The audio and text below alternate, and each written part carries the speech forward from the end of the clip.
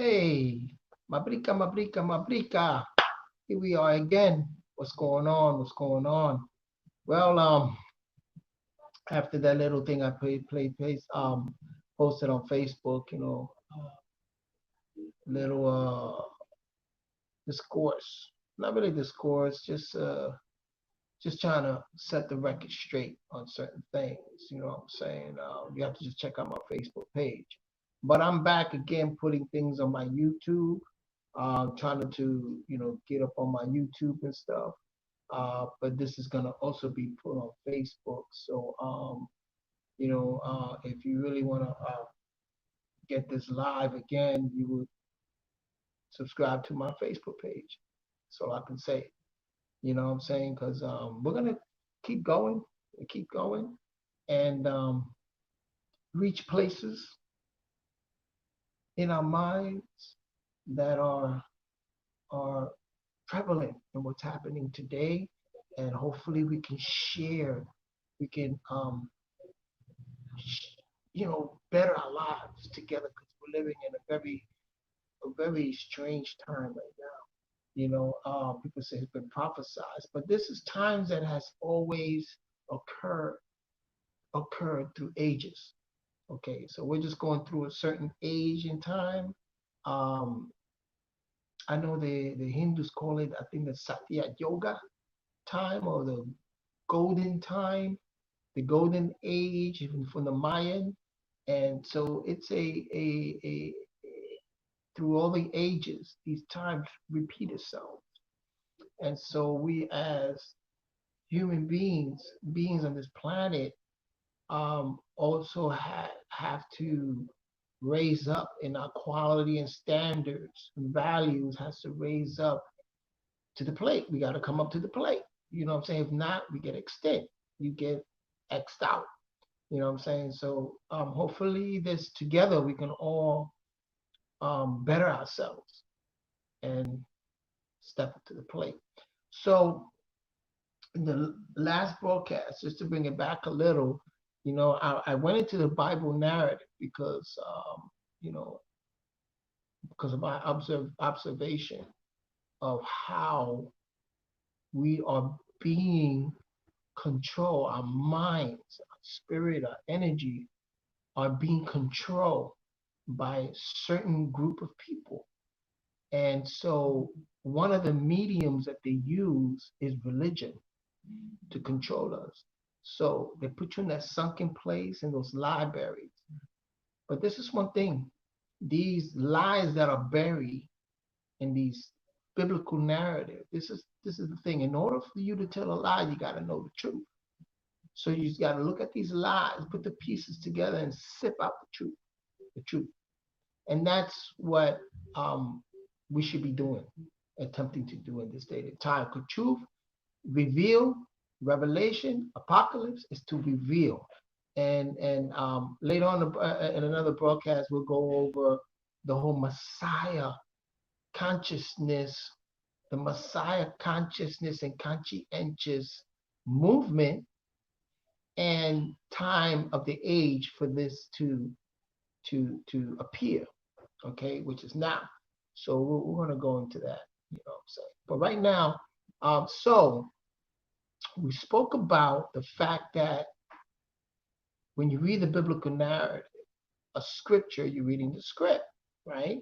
So you got these characters, you got character grids, you got plots, stories or plots, right? And then you have a backstory as to how did these characters develop and who developed them. There's a backstory to that. And then, of course, you got the location of the script. You got the location of the plot, the geographical location. So we already ascertained that the location, according to the biblical narrative, the location is the Tigris, Euphrates River, right, which is where Iraq, Iran, and Iraq is Syria and Turkey, that area. And then you got the Pison and Gizon, which is the white and blue Nile, which is called Ethiopia.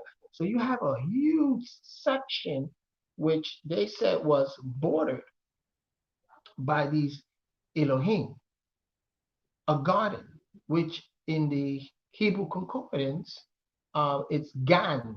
It's where they get the word Ganawa. And Ganawa is an ancient word for the whole mass of Earth. All these continents fit as a puzzle, and archaeologists, and oceanographers, archaeologists, physicists had put this logically together, and you can see how these pieces fit together. And so they named it Pangea, but the ancients already had it as Ganawa, right? Well, another name was Ganawa. And what they call the garden that was created, a border, a garden was Gan. And that was where you got Iraq, Iran, Ethiopia. And this is the thing, is when you look at a lot of biblical archaeologists, that went back into these areas and they unearthed the area. In Iran, right now, they found remnants, remnants of a massive garden, a huge garden of, they said flowers to grow there. It was a beautiful garden, and they try to even reconstruct these gardens. So these gardens was throughout this area, from all the way from Ethiopia to Saudi Arabia to Iraq, Iran. There was huge, massive gardens, because these were the Elohims, and they were owners of the garden. They built the borders. And when you say Elohim, you're talking in plural, right? The Elah is their, what gave them breath and will was the source El, which is their culture. Their culture. When you go into that area and you look at Indo-European, or what they call the Indo-Iranian turn, I made some codfish, man. So good. Sorry. Anyway, in that area, they found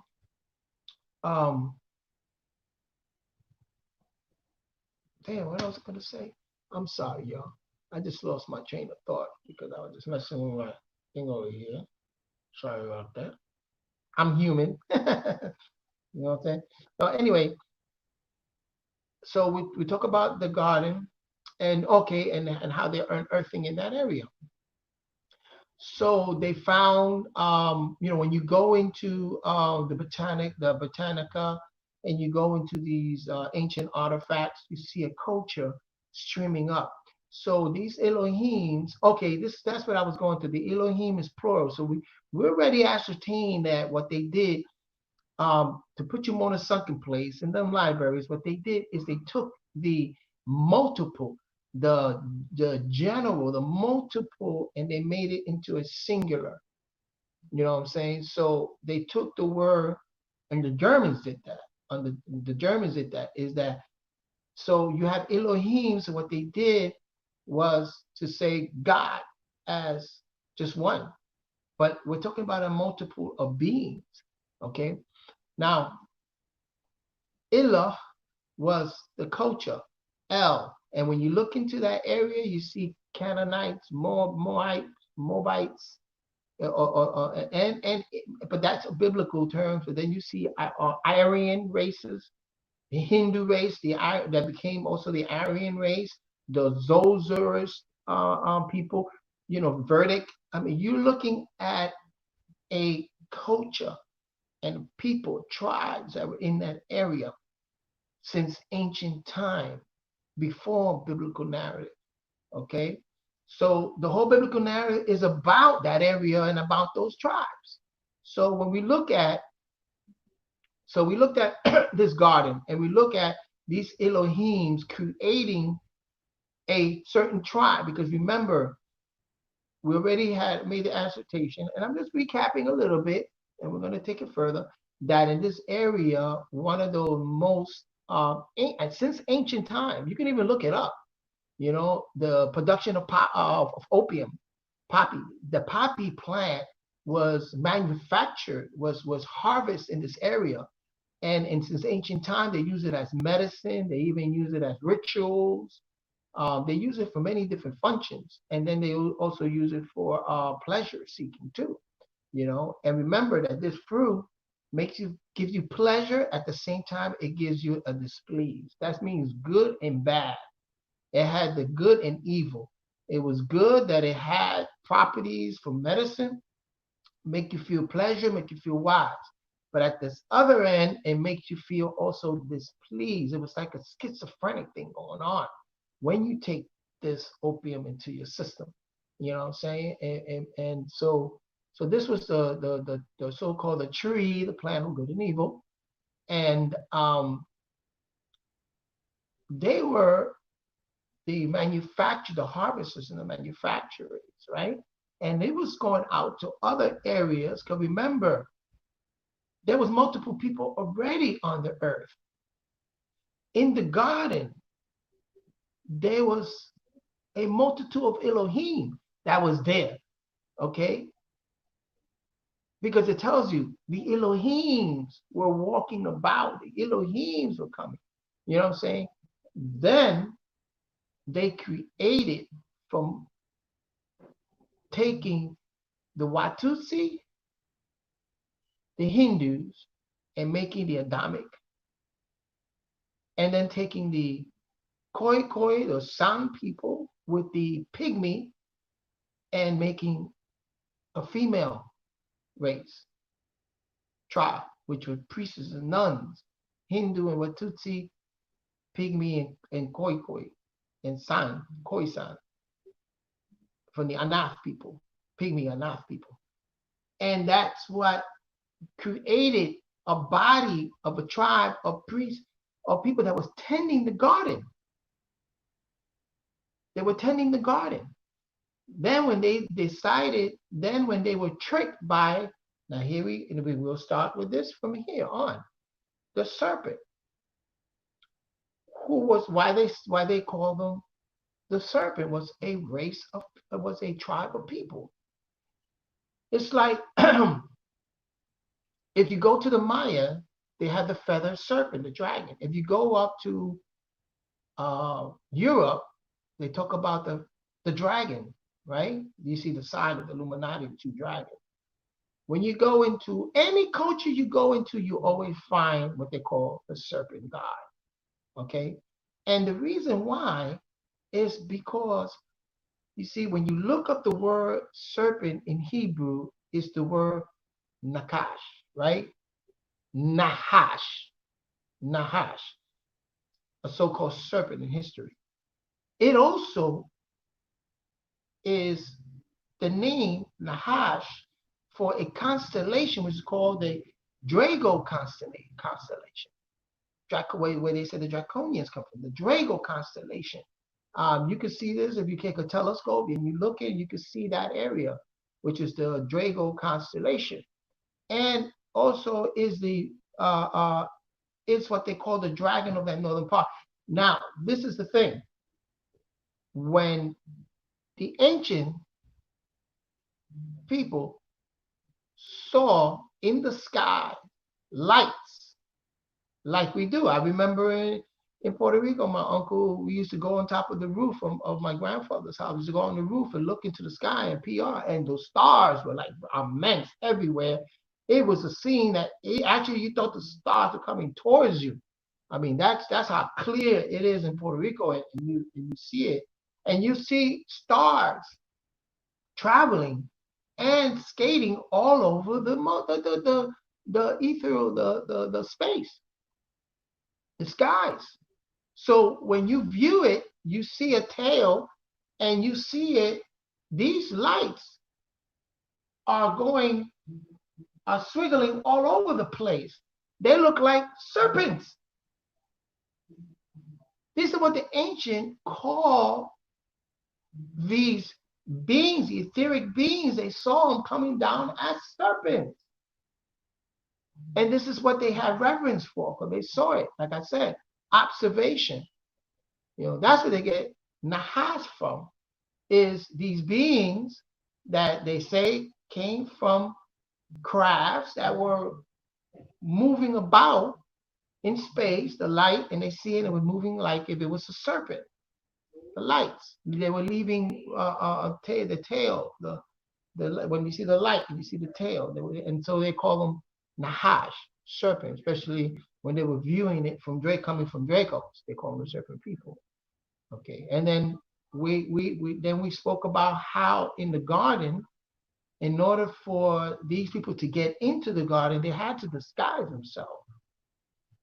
They had to disguise, and what they did was to march into the gates with colors and festivals and colors like a Mardi Gras, colors, feathers. Or that's how you see.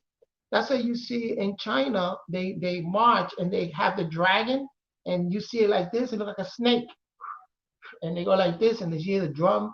You know what I'm saying? All of this is mimicking what they saw and mimicking their culture. This is what these beings did when they entered into this garden. Okay, because they didn't have guards at that time. It was not late until the serpent race beguiled those nuns and got them involved with what?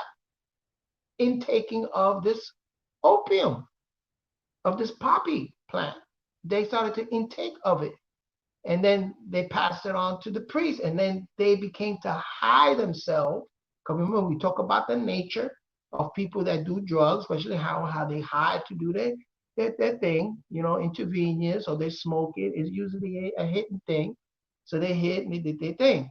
Now, the Elohims, who were the manufacturers, who were the harvesting of this plant, they didn't want that. They needed the people to take care of that plant who would not touch it, because it's like, that's money, bro. In other words, if you're a drug dealer, you're not gonna give your drugs to a drug addict. You don't want to doing this shit.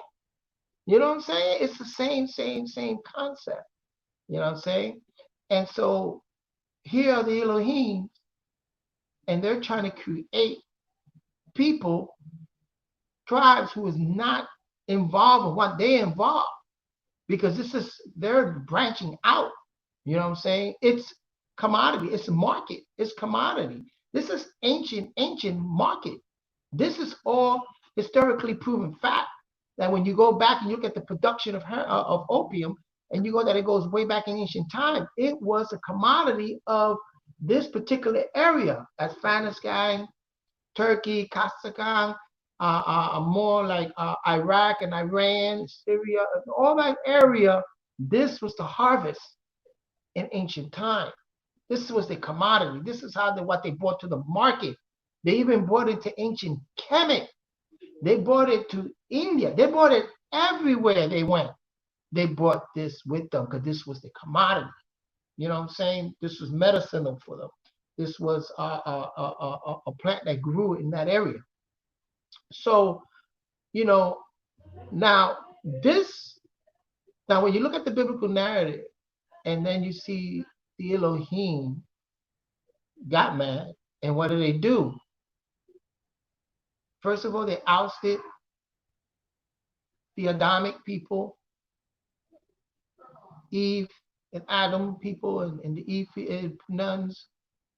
They ousted them out of their garden. And they would say, now you have to work. You're not going to be being taken care of us anymore. You got to go out there now. You got to till the ground. You got to work now for yours. You know what I'm saying? And the serpent, what did he tell them? You're going to crawl on your belly. Now, it wasn't a serpent like you say, a serpent crawling on the belly. People say, oh, yeah, before the serpents crawled all four, like an alligator or whatever, reptile, and then all of a sudden now he crawled on his belly. No, it's all figuratively speaking, that when it means eat of the dust, for man came from dust to dust, it means they will be against, because of what they did, they will be looked at by the population as people that went against these laws that the Elohim had. They violated the regulations in the law. They violated the law. So they were cast out. Then you say, so where did they go? Well, they went further up north in what they call, later on, they were encampment, because you remember, they were a tribe that also was involved with drug abuse, and then when they went out, they were vagabonds. They had camps, homelessness camp, because they used to travel from place to place to place to place and smoking the opium, and it was like they were outcast from the garden, outcast from other civilization that was flourishing up. You know what I'm saying? So because they use this plant now as another means as to get high. You know what I'm saying? So they went up and they what they call created went up to Europe. And when you look at the biblical narrative, what they call nod. When you look at the word nod in the Hebrew concordance, which is Hebrew concordance 5113, you hear the word exile or wandering. These are people that were exiled and that were wandering. This is what happened to the serpent. Was told that he would now be exiled out of the garden, and they're going to put a guard at the east. So went east, up northeast, and kept going up. Right. Well, they were living in a state of homelessness. The people not were in a state of homelessness. They support themselves by begging, garbage scooping, petty theft, and stuff like that. That's what called it means to be vagrancy. You know what I'm saying? Outcast, vagrancy, beggars. You know what I'm saying? Camps. You see, there's certain camps, homelessness camps out there. So that's what it means to be wanderer. You're wandering. You don't have a stable place.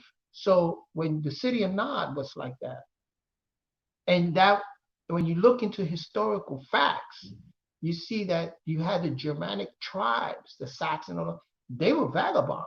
They had camps. They didn't have they didn't live at that time. They did in ancient time. They didn't live like ancient Kemet with building these artifices, these civilization. They didn't have it back then. They didn't have it. They didn't build cities like they were in Samaria. They were out more towards Europe. Was more of a vagabond area. It was a place that was uh, place not to be at, according to the biblical narrative. People further down into the east, that was a place not to go because it was a place that you ran into trouble. In other words, that was the hood, the real hood. You didn't go in there. You know what I'm saying? There's a lot of homelessness, a lot of begging, and a lot of thievery, and a lot of things that went on amongst the German tribes early in ancient time. It was a rough place. They were rough people. They became warriors because they traveled as vagabonds and they became warriors. The Romans had a hard time with them. That's historical facts. When you go into Roman history and you see how they went to Germania, up in Europe, they had a hard time with them. These people were like savages, real savages. That's the reason why people say that Europeans were savages eventually, because at the beginning they were. They were homeless camps and stuff like that. They didn't have that culture, that civilization until the Moors came in, into other tribes came in. So now we're going to talk about one of those tribes. You see, when the Adamic people, who included with Eve people, the males and the females, Zakah and Nakeba, when they got back in the good graces of the Elohiym, and when I say Elohiym, I'm referring it like, for instance, your municipalities, your offices are like your mayor, your governors. You know what I'm saying? Your At that time there was a Senate, because that came by way with the Greek and the Romans. But even the Babylonians had what they call offices. Kings had his visory, and these are the Elohims who represent the Elah culture, that breath of life, the source was El. This was their culture. You know what I'm saying? And they control the market. It's like today's day and time. You got the United States Corporation that controls that market of opium that comes from the East. It's here in America. They control that market. I was looking at Fort Knox, especially on Fort Knox. They don't only have gold in there; they had opium and morphine, big deposit vials of more opium and morphine, and this is what's being put out to hospitals. This is what's put out to, they hold on to that. So the hospital got police in there, the hospital police. And whenever you see these federal buildings, whatever they got police in there, you better sure they got votes in there that have a mass amount of opium. Not only gold, opium and morphine. They make it morphine, they get it from opium. The poppy.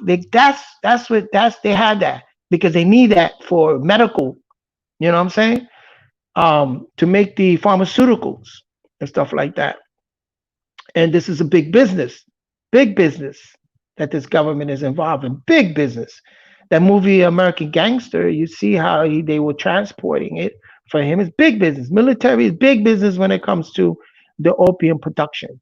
Big, huge business. But anyway, these tribes that were out in Europe, were also smoking this opium because remember it was in China and it was in certain areas in the east, and that's why they had to want to go east and the homelessness and stuff like that. You know what I'm saying? So when this Adamic people and he got back in the good gracious of these the municipalities, which are the Elohims, when they got in the good gracious, then they started to work back with that industry and they started to work their way back and were able to be part of that civilization. They started to multiply, right? When they say, and that's when you get the story of Cain and Abel. When you look at the word Cain, again, remember they singleized, and I'm gonna show you how they did it also with God. They singleized Elohiym to one, which is YaHuWa or YaHuWa, right? They singleized that, okay? And I'll show you 1 minute. Just so let's look at Cain, and the name for Cain in the Hebrew concordance is Qayin. Look it up. Qayin is the name, and it means possession. Possession. Possess. And when you possess something, possession, right? It is a place also in Palestine, an Oriental tribe that they call the Kenites in Palestine, in that area. These were the children of the Adamic people who were the reddish, huge, melanated people, but huge, reddish people. That's what Adam means. Lifeblood also means ruddy, red. Okay, these people were all in the area of Pakistan. Some places they went to India, Pakistan, Syria, Iraq, Iran. These are what they call the Phoenician race. Okay, and then you got the Mongolian race, also the red race, Mongolian, the yellow red. You know what I'm saying? They red people, but they Orientals. So these were cities. These were people. So the Adamic people gave birth to another tribe of people, which they call the Qayins. Now the Qayins, males and female, a tribe of both male and female, the Qayin. Then they also gave birth, the Adamic race also gave birth to a people we call the Hebel, which was Abel. Hebel, which meant breath. Look it up in Bible Concordance. Now Hebel, meaning the word for breath. Okay? And remember that there were males and females, Hebel, males and female, Qayin, males and female, Abel, males and female, Cain. Now, in order, one of the laws that the Elohim set, they wanted to balance the in other, this was like epigenetics at that time. They wanted to balance the genetics of these people, right? So the Cain was supposed to marry the women or the sisters of Abel. That's why when you go to Suhuf, it talks about Cain had a twin sister. That's why the woman had the two breasts. She could feed two babies, a male and a female. in the Genesis, I created them male and female. You know what I'm saying? So Cain had a sister. I forgot her name, Labuda or Aglamia, and Abel had a sister, Labuda. That's in the Suhuf. But now let's keep it real. Let's talk about tribes. So the Qayin tribes from the Palestinian tribe and the Hebel tribe, they were supposed to marry amongst each other in order to balance out, to get back the Adamic way, to balance out the genetics, so that they can see and they can filter out the bad genes. You know what I'm saying? It's all epigenetic at that time because the Elohims are practicing epigenetic when they created Adam race with the Watutsi and the Hindu, and the Eve race, the female race, with the Hakawa race, with the Khoi, the Sans, and the Pygmies. This is all epigenetics. This is what's going on. They're controlling. They're controlling. Like in today's day and time, they do the same thing. In today's day and time, with certain territories, especially in the Caribbean, you know. So they were supposed to marry, but what happened? Remember, Qayin was called possessive. He got possessive about his sister. Cain got very possessive. He was in love with his own twin sister. He did not want to give her up to Abel. Now that's biblical narrative. Sahuf, that's the pure page. That's that narrative. In historical fact, those Qayin people did not want to intermarry with the Hebel. They did not want to. So they became possessive. That's why they gained the name Qayin, being possessive. Whereas the people of Hebel were more complicit. They wanted to. They were complicit. They wanted to follow the law. That's the reason why it says in the biblical narrative that the Elohims favor more Abel, who was herders and shepherds, livestock, more than the vegetation, right? The plant-based vegetation people of the Qayin. They favor more Abel because the people of Hebel were complicit. They agreed to it. Whereas the Qayin didn't want to. And because they didn't want to, they went to war. You know what I'm saying? They would kill any Hebel that came towards them to try to take their women. All of this has to do with that. It's how gang wars happen in neighborhoods. A lot of times it's because of the women. And this is an ancient time. This is historical fact about the different battles that was fought. And a lot of times when you seek back into the battle, you see that it has a lot to do with women. The sex force. And the procreation. A lot of times that's what it has to do with. So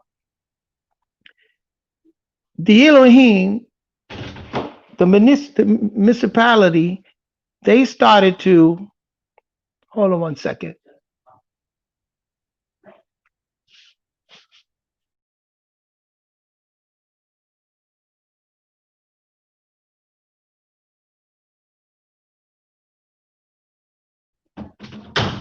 Sorry, y'all, my grandson is crazy. Anyway, so this is now what I'm doing is connecting it to historical facts. When you look into that area, you see the battles and forth, and you see these different tribes and how they operate through Pakistan, coming from India, Pakistan, and that whole area. So there was a city called Qayin. And this is what the Barrow narrative, they had tablets that they unearthed, and this is the stories that was told. But the biblical narrative is they translated and they took out certain pieces out of it, out of the puzzle, because they didn't want you to put it together. They putting you in the libraries and in that sunken place.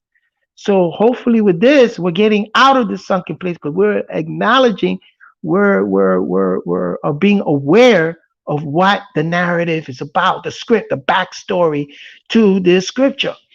So you got these people that became possessive, and they killed any Hebel that was coming to their camp or their tribe to try to intermarry. because they were possessive. They didn't want it. So the Elohiym, the municipality, the one who controlled, let's say, the government, the Elohiym was like the government, and they did not agree to that. They were very, very angry at it. And what did they do? They cursed the Qayin. And when you mean curses, they aborted them. They outcast them. They outcast them because they're saying, one of the sayings that come that in the biblical narrative that comes out of that is that, am I my brother's keeper? You know what I'm saying? It's like, what happened? Why did you kill these men coming over? This was the agreement. This is what was going on. We had a contract. Well, I mean, I don't know. Am I my brother's keeper? Am I supposed to know everything that he does? I don't know what happened. Denial. So what happened? The Elohiym, the government, let's say the government of the Elohiym, right, who was governing the mental of all these people in this area, what they call the Anunnakis, was governing all these people in that area. These higher officers, they got mad and they ousted the tribe of Qayin. And tribe of Qayin traveled, because if you look at the Aryan, they were like the Aryan race. That's another name for them, from Palestine, the Aryan race. They were traveling. They wanted to go up to Nod. They were outcasts up to Nod, because that was a place of punishment for them. I'm going to outcast you out there to that camp, homeless people or savages that live up there. See how you deal with that. Hold on a second.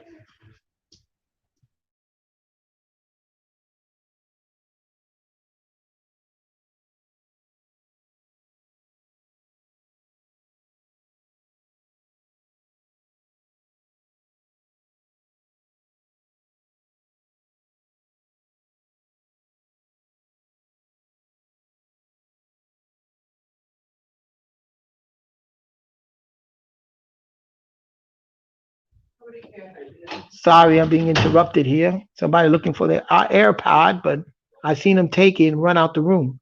And now suddenly he's saying, he can't find it. I mean, he's always losing stuff. He's got some of my stuff, he loses it, but anyway. So getting back to this, so they were ousted out to this area called Nod, Lud, which is an area, was an encampment of vagrancy, homelessness, because not all of them were drug abusers or opium smokers, but that was one of the main substance at that time that was being brought out, and they were outcasts out there. Now the Qayin knew, and they told the Elohiym, man, they're eaters up alive up there. Them people are savages. They were eaters up alive, man. It's so much, I can't bear this, So the Elohim said, okay, I'm gonna give you a mark. And when you look at the word mark in the Bible concordance, Hebrew 2:26 is oath. Like when you take an oath. This mark is a token, it's a sign, it's a banner. They were giving a sign to put in a banner so that when they go up there, they will see them as a mark, a banner, and as a civilization coming from another place. A banner. They marched up there with these banners. The mark was a swastika, or the cross. If you look into ancient India and the Buddhism and all that, you see that symbol, which is right here. Let me show you. Got it right here. See the swastika? I don't know if you can see that. See that? That's a swastika. That was a sign also that was representative of homosexuality too. If you really look at the sign, two males, homosexuality. So this banner that they marked, and when the people of Nod saw that and saw that they were lead to homosexuality, they were gentle, and this sign, and they got it from India, right? And they brought this up with them. They saw another symbol that they were more at ease, and through civilization, they wanted to inbreed with them. They wanted to breed with them because they were brought as civilizers. So they went into Nod and bred in with, they weren't killed because they would have probably killed them if they didn't go up there with a sign from the Elohims, a sign saying that we are here doing the work of the Elohim. We're civilizers. So they mixed in. That's why when you look at the story of the Germans with Hitler, he was looking for the Aryan race. The Aryan race were also, one thing I forgot to tell you is that these Qayims, when these tribes that came out of India and marched up into Palestine, and these tribes that went into Nod were also, the majority of them were albinos. They were born albinos, so they were always looked as different than the rest of the people because their complexion was different. And when they went up there with that sign, with the token, with the mark, right, the swastika mark, the people of Nod saw the opportunity for them to be civilized and to enhance their status and stuff. That's why I said Hitler, when he went back, when Hitler wanted to find that Aryan race, he wanted to breed that within the Germans.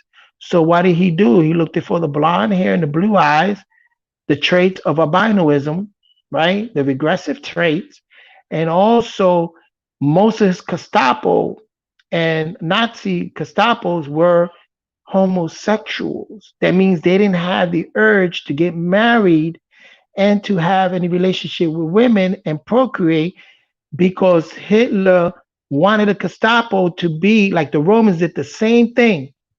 Is if homosexual man, because now they're having relationship with other men within the troop in the camp, and they don't have any. They're not thinking about any outside people or any outside children. They're not thinking about any of that. They make the best soldiers. They made the best soldiers because they didn't have feelings.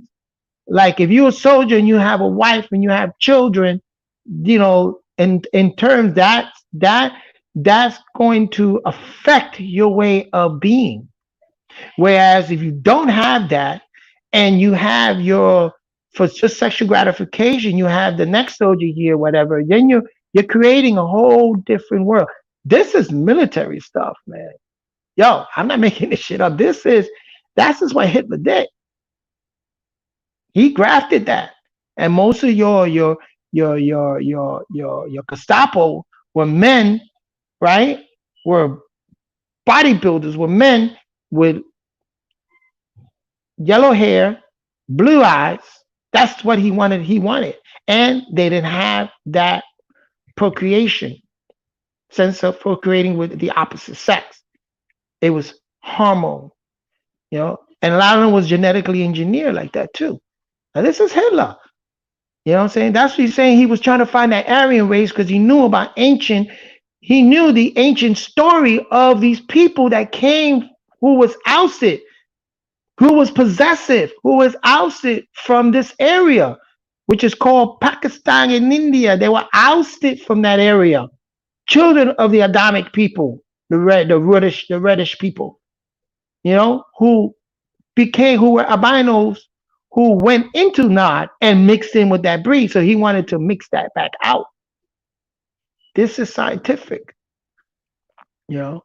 This is the backstory to Cain and Abel. He went up there, Cain, and the mark. He had the mark, and they did not kill him. So I hope that this is clear. In a sense that these are historical stories mixed in with the biblical narrative, and you see how they let out a lot of things. And the reason why I'm bringing this up, before I go into the YaHuWa, is that this is the narrative, the backstory. This is how they put you in the sunken place, okay? Because all around the world, they created, they hit you, they hit you with these libraries and they hit you with these narratives, okay? And they to misled you because they took information out the backstory as to confuse you. I said people are confused. So they replace facts with belief. It's like, forget about it. You're never going to understand. Just believe in it. Forget about it. Trust me. That's where trust comes in. Belief and trust. All of that comes from Hinduism. All of that comes from a different way of life because in ancient Kemet or in ancient Mayan and ancient Atlantean, which I stand from, the ancient Atlantean, we did not operate like that in that belief system.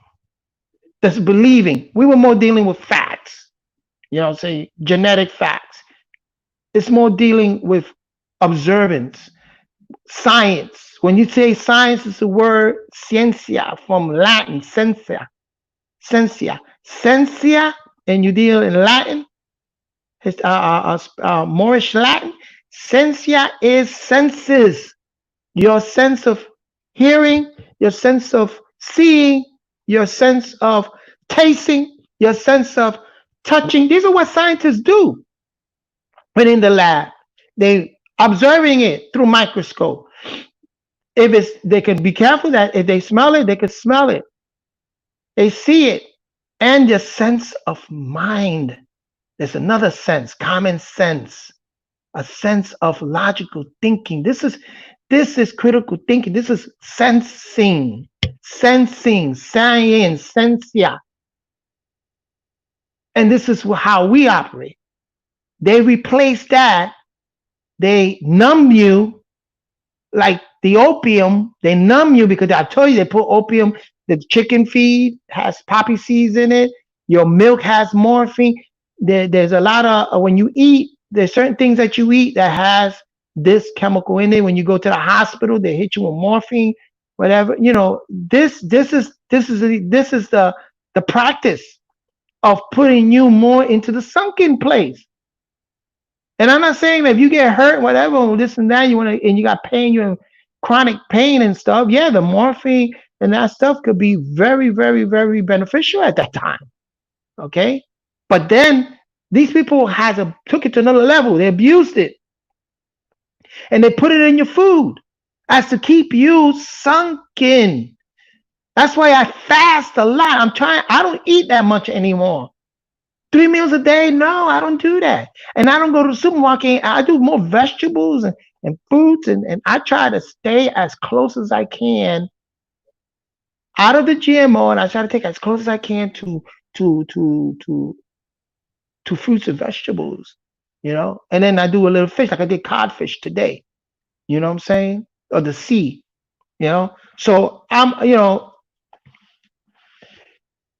little by little, I'm trying to get out out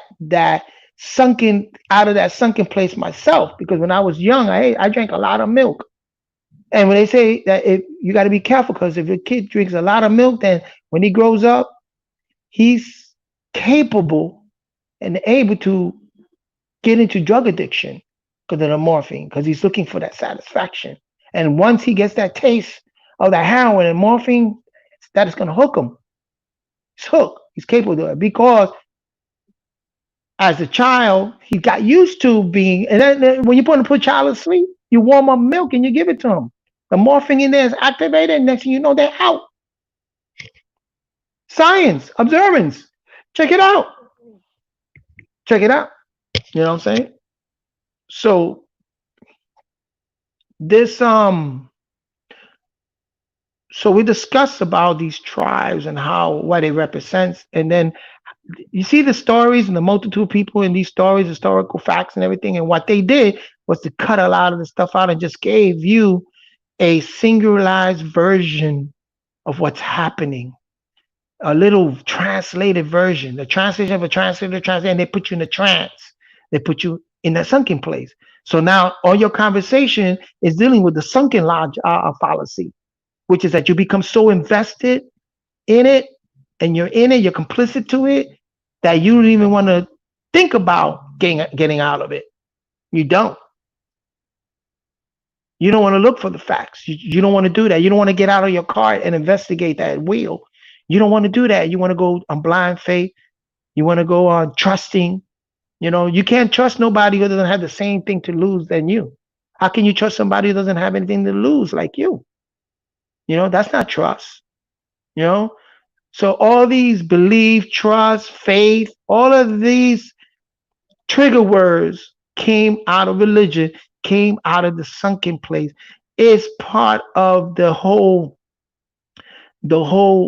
hypnotic spell, which physically is the poppy plant, right? That sense of being is been out to the whole world. It's in our system since ancient time because all these civilizations fell into it, you know, because it spread all over in America, everywhere. We carry those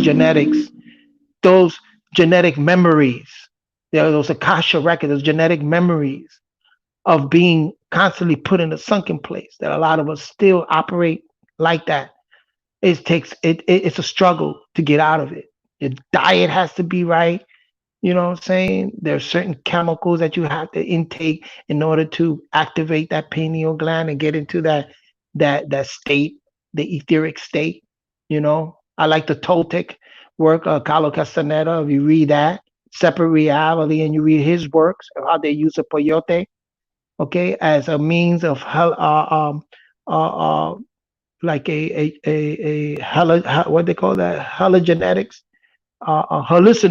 hallucination drugs.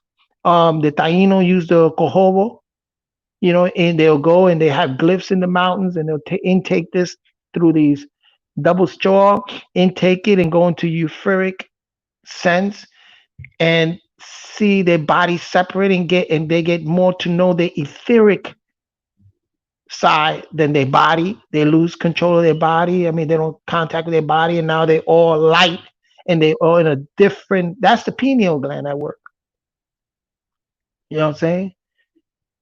DMT, the toad. So there's chemical, but those are sacred rituals and sacred stuff of how to do that. But a lot of that stuff can be achieved naturally also by meditation. You know what I'm saying? And by learning how to. It's more work, to be honest with you, because you have to learn about logical fallacies and how to recognize them, critical thinking, and you have to, align your chakra and get those wheels, what they call the secums wheels, to activate. You know, so it's work, but it's attainable, very much attainable.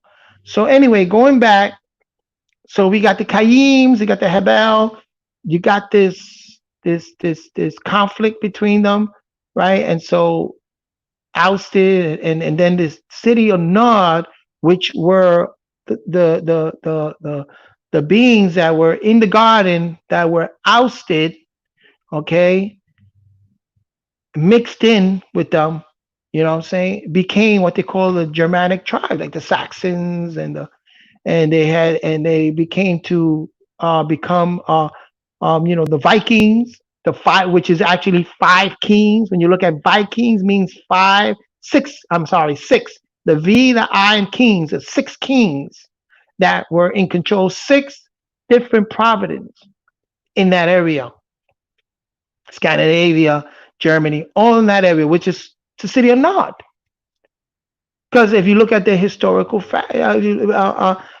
prehistoric facts, prehistoric story, the stories and the ancient stories, you see that they were camps that were homeless and traveling. It was very brutal and very savage and very brutal. You know, I mean, just go back and study about the Vikings, the Ghouls. the Saxons, and you see the wars that they had, and the way they operate. That movie Brave um, um, show you a lot. You know what I'm saying? So, and they mixed in also. They got their extraterrestrial stories also. Like the Aldebarans and the Palladians and the Aldebarans in that area. And the Fugarads and stuff like that. So, but that's their narrative. You have to go into their story to learn more about who they are as a people and how that fits in.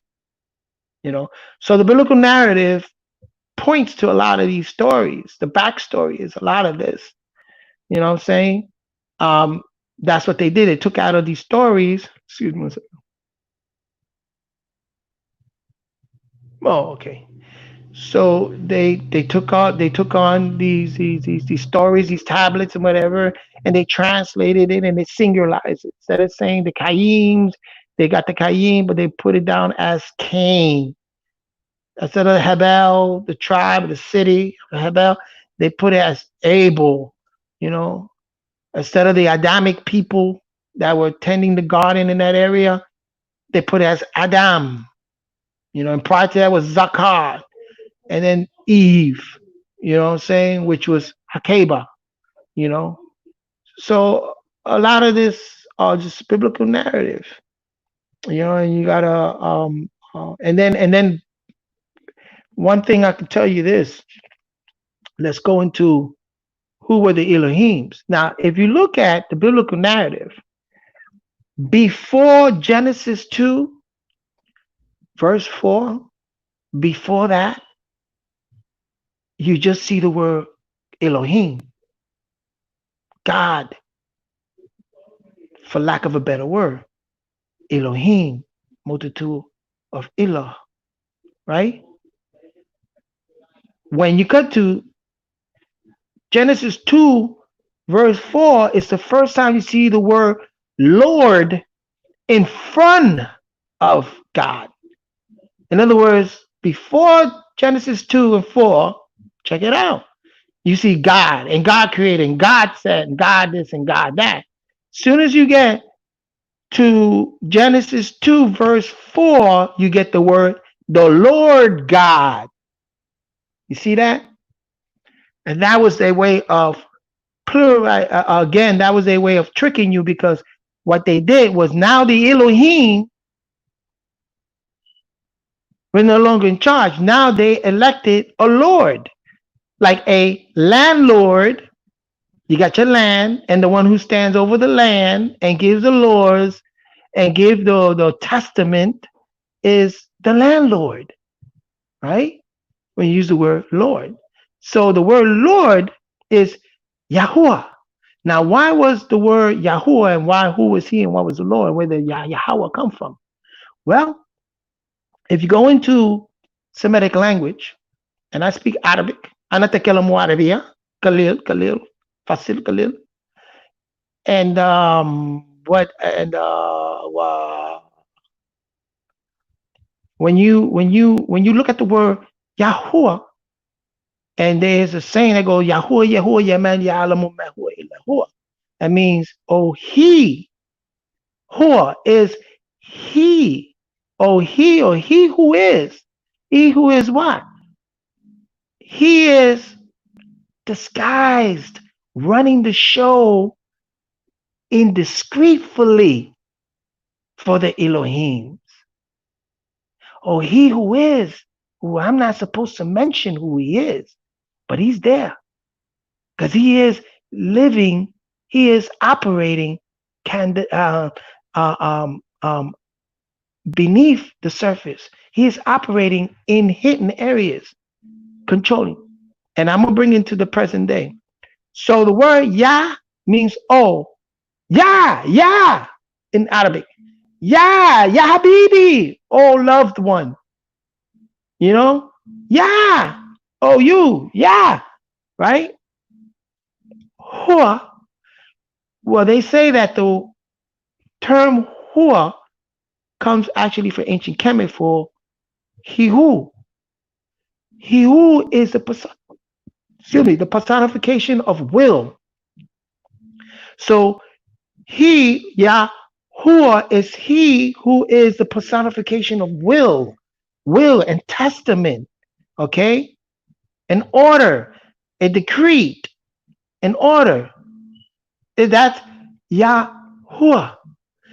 When you have a body, right, and you want to resuscitate that body, you go and you open up the mouth and you put the mouth in it and you go, oh. After they get, oh, oh, oh, so they say YaHuWa, YaHuWa, or YaHuWa is one who gives life or one who gives testament or will. So this Lord was giving the will and the testament of what all the Elohiym wanted.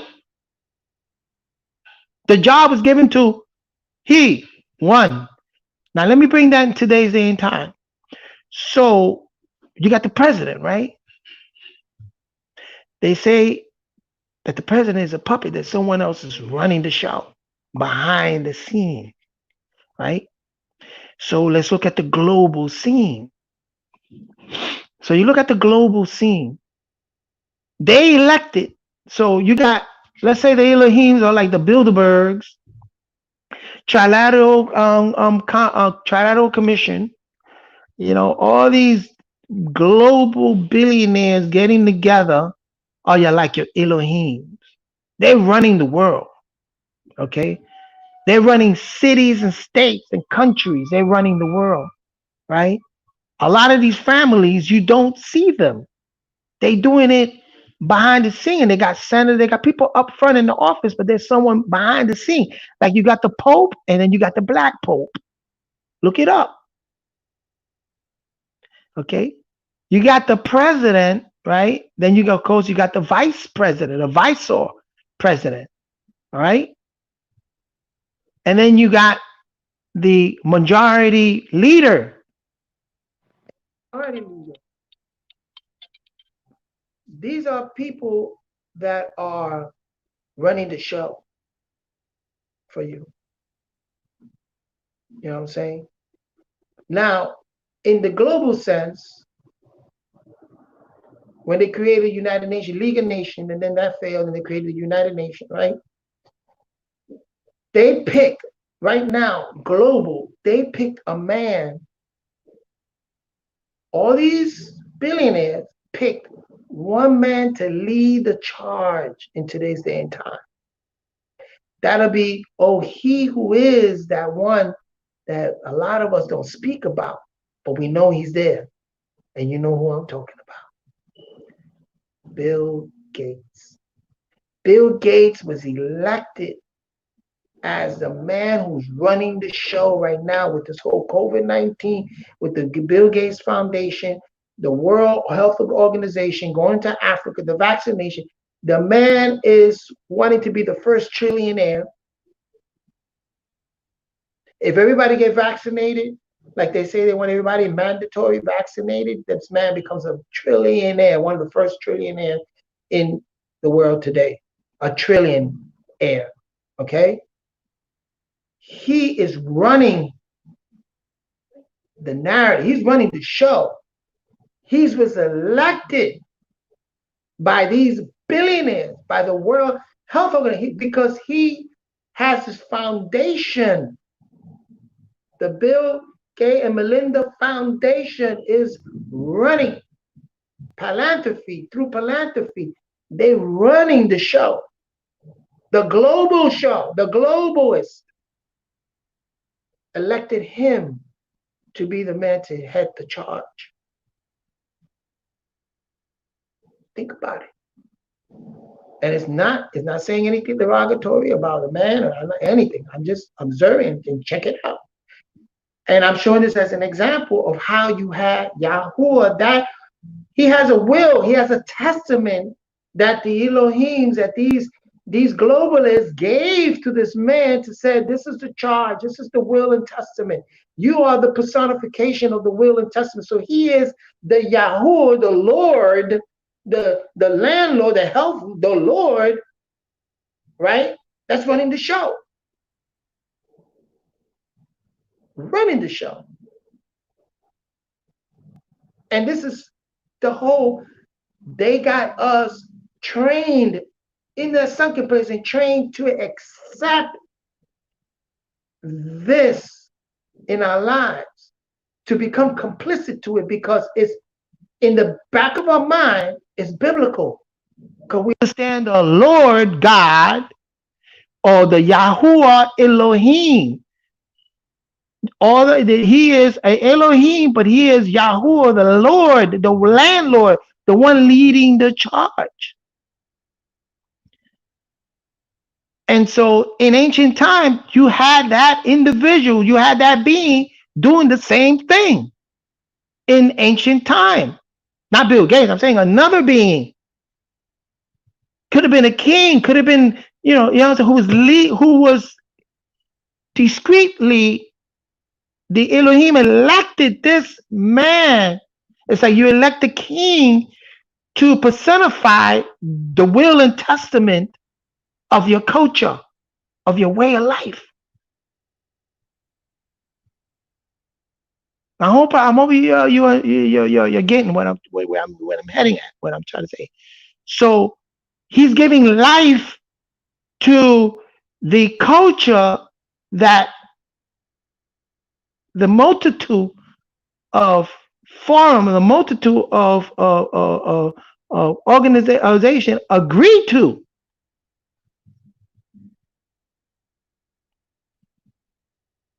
The world government, that's what they say, the new world order. It's a world government that runs everything, the cabal, and they've been doing this for 10,000 years.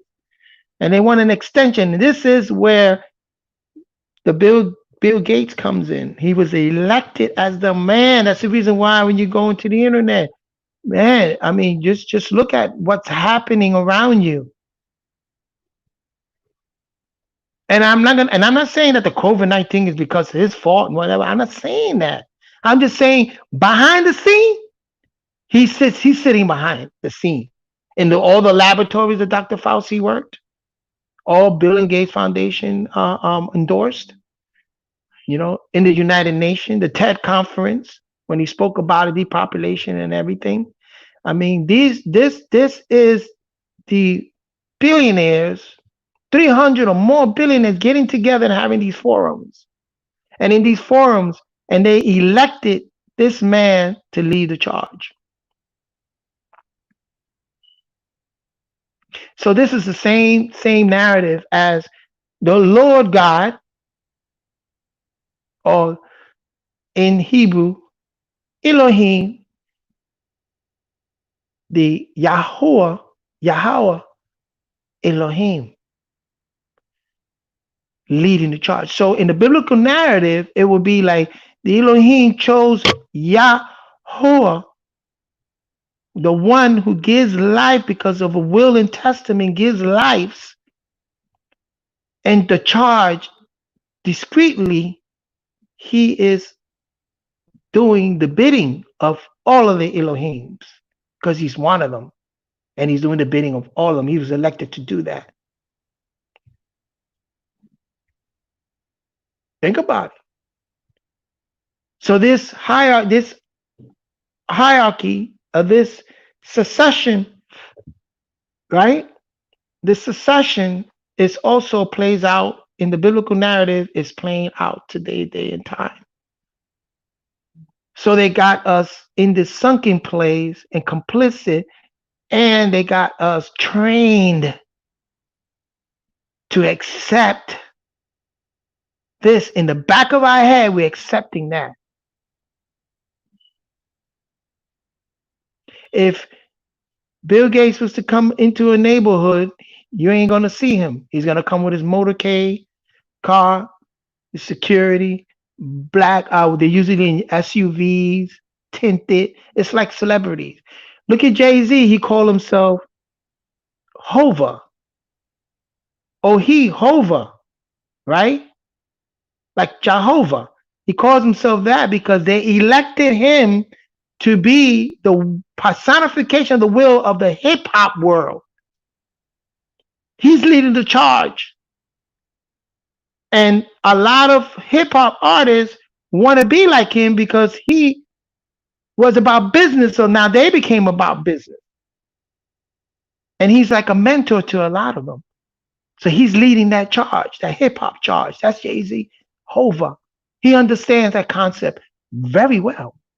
Very well. So there are many lords, like there are landlords. Your landlord is the personification of this will and testament of keeping you renting, not owning, but renting your apartment or your house, or whatever, and the land. So if you look up the land that your house is on, do you own that piece of land? And who did you buy it from? And who is the really owner of that land?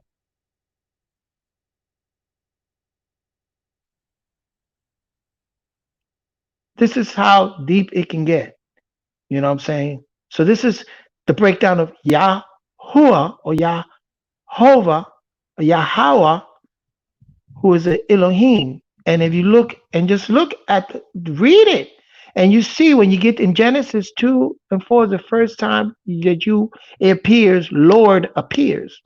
Because that's the time that they elected a being called YaHuWa, who, oh, he who is, who you do not see. He's operating and he's running the charge. He's running the charge.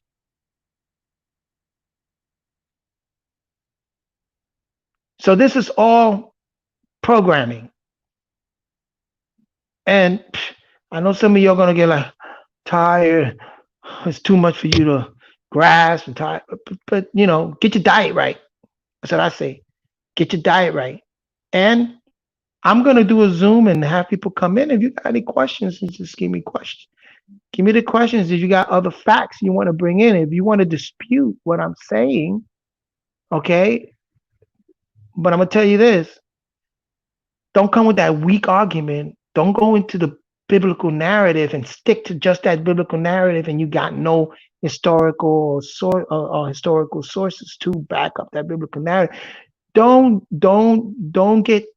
think that I'm about faith and belief and you spitting that out and thinking that that's going to grab me. No. I don't believe in God. I know God. I know God is a German word. I know that. I know John Hess was the one that introduced it that way. It's a German word because the German was the first one to translate those texts.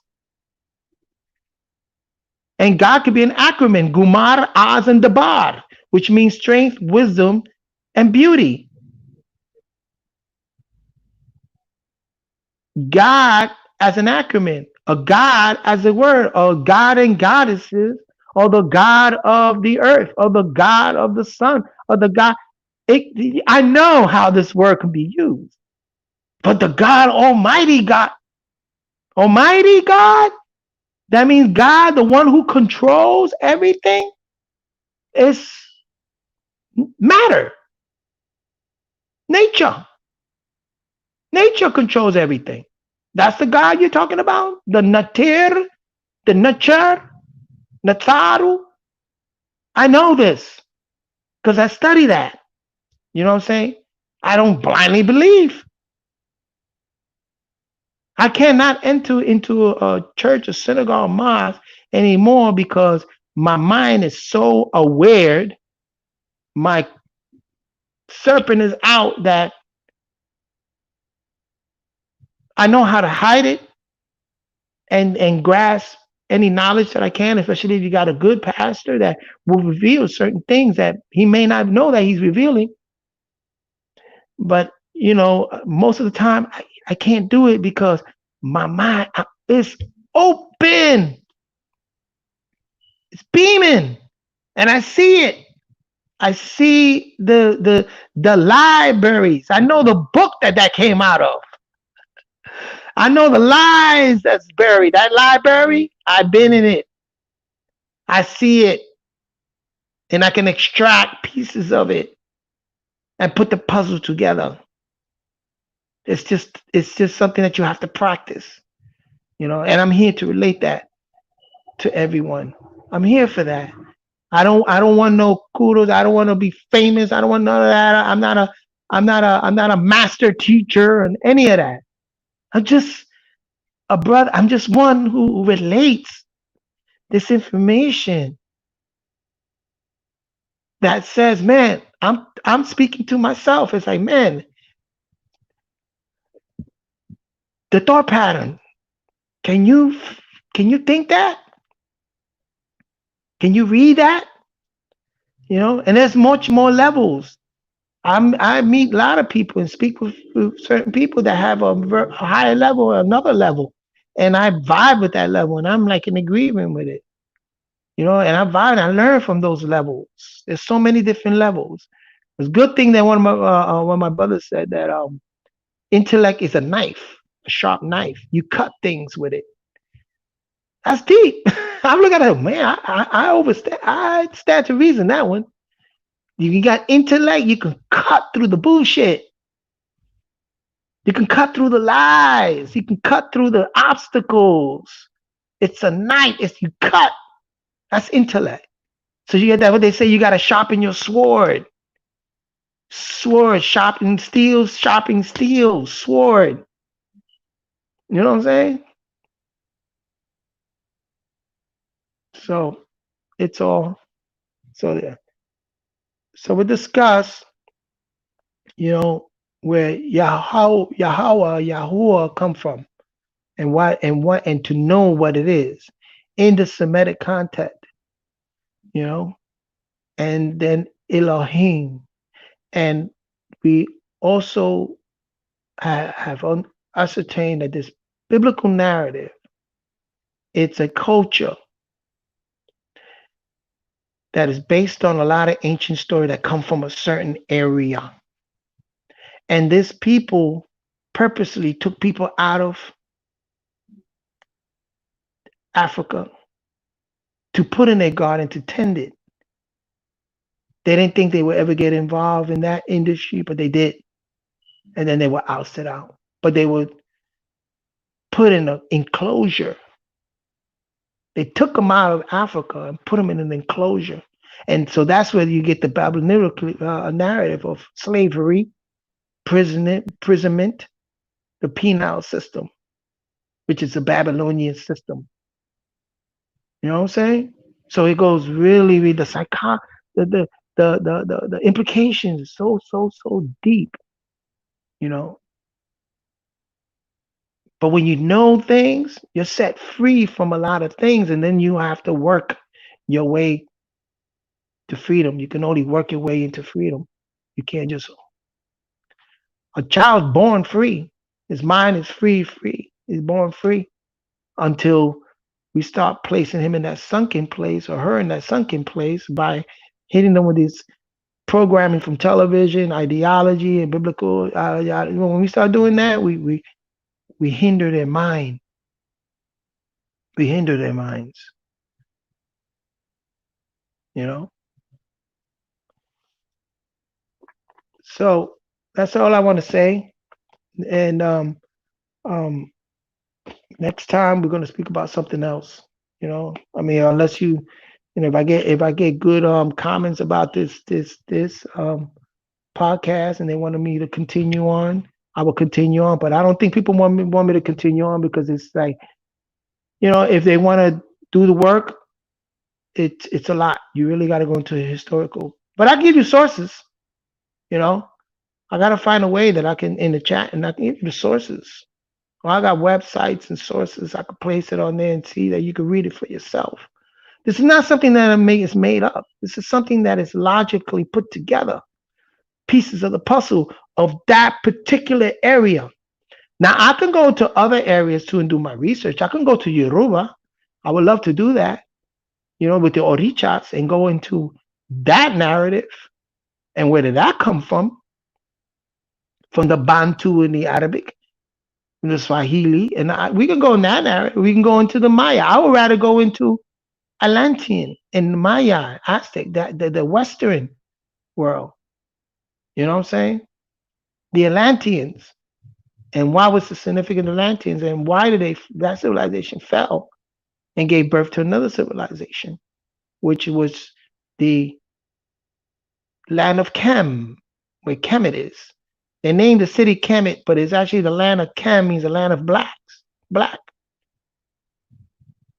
But then that's a Semitic word. That's a Hebrew word, Chem. But it's also a Metaneta word, if I'm not mistaken, or Nub, the land of gold, the Nub people, the golden people, golden people. So I'd rather go into that also.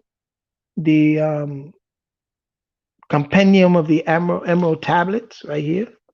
You know, a lot of stuff we can go into, and have discussions about. But next time I'm going to do the Zoom and see if anybody want to come in. Let me just wait, see maybe on your Facebook, and I'm going to ask. I'm going to come on do a Facebook Live and ask anybody, hey, listen, if anybody's willing to come on and have a discussion. If they've seen the videos or have a discussion, anything they want to discuss in this day and time, hit me up. Okay, peace.